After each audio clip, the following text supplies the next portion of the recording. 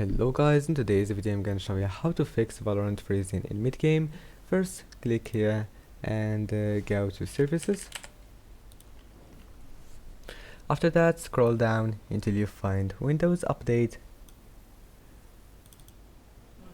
So now just make sure it's stopped and startup type, make it disabled. Now just apply and OK, and that's it. Now you can make sure that it will not start installing updates when you are playing Valorant.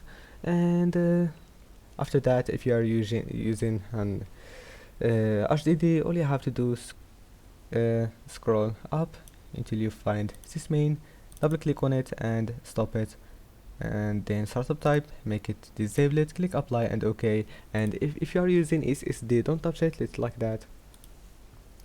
And now after that, click here, and if you want to make sure that it will not freeze again, go to view advanced system settings and performance, click settings, adjust for best performance, click apply and OK, and then go back and also go to graphics settings.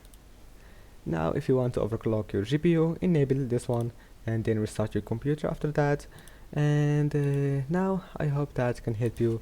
Now all you have to do, just open task manager and close all the application that is taking your memory. Just click on memory to see application that is using it, and also do the same with CPU. Just end all the tasks here that you don't need, and that's it. I hope that can help you. Don't forget to like, subscribe, and see you in the next video.